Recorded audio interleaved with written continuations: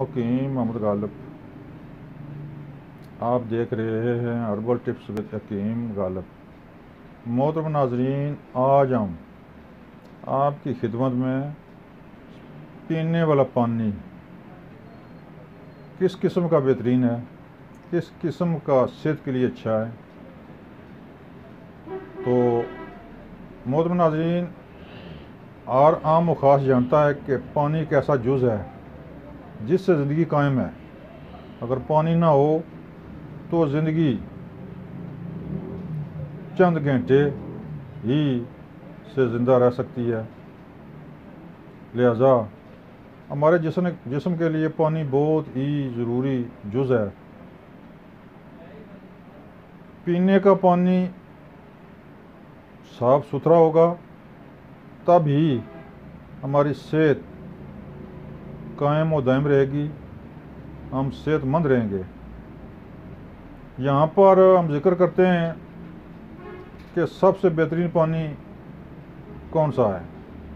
मोहतरम नाजरीन, सबसे बेहतरीन पानी चश्मे का है और सबसे बेहतरीन पानी आब ज़मज़म का है।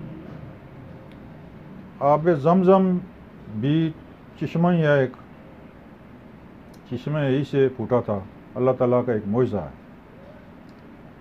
उसके बाद जो हमारे प्यारे आका सल्लल्लाहु अलैहि वसल्लम के ज़माने में या आपने जिन कुओं का पानी पसंद किया या जिन कुओं में आपने अपना लुआब देन डाला, उन कुओं का पानी अच्छा है।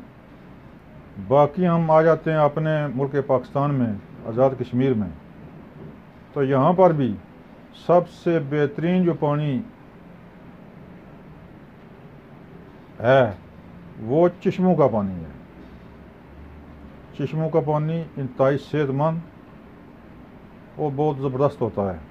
उसकी वजह यह है कि ज़ेरे ज़मीन मादनियात होते हैं, उन मादनियात से गुज़र कर वो पानी बाहर आता है। मुफीद मादनियात होते हैं, उनसे जो गुज़र कर बाहर आए वो पानी सेहत के लिए बहुत ही ज़बरदस्त है। लिहाजा आप कोशिश करें जिन इलाकों में चश्मे उनका ही पानी पिया जाए। उसके बाद कुओं का भी पानी बहुत अच्छा है, सेहतमंद है। फिर हमारे शहरों में ट्यूबवेल का पानी सबसे तीसरे दर्जे पर आता है। वो क्यों कि उस पानी में हवा लगने का कोई इम्कान नहीं होता, सीधा डायरेक्ट पाइपों में आता है, तो ऑक्सीजन वगैरह उसमें बहुत कम शामिल होती है, इसलिए वो पानी नाक़िस गिना जाता है।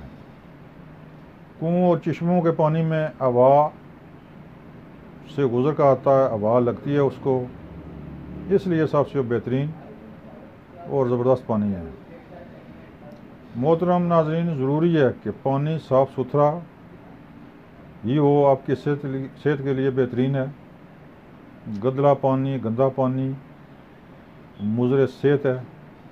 लिहाजा कोशिश करनी चाहिए जिन इलाकों में कुएँ हैं उन कुओं का पानी इस्तेमाल करें, जिन इलाकों में चश्मे व चश्मे का पानी इस्तेमाल करें। तीसरे नंबर पर आ जाता है ट्यूबवेल का या बोर का पानी। इसको भी आप सेहतमंद बना सकते हैं बशर्ते कि इसको उबाल कर पिया जाए या मिट्टी के बर्तन में डालकर बाद में इस्तेमाल करें। जो जरासीम या जो गंदलापन है वो मिट्टी के बर्तन खींच लेते हैं अपने अंदर, पानी साफ़ सुथरा हो जाता है।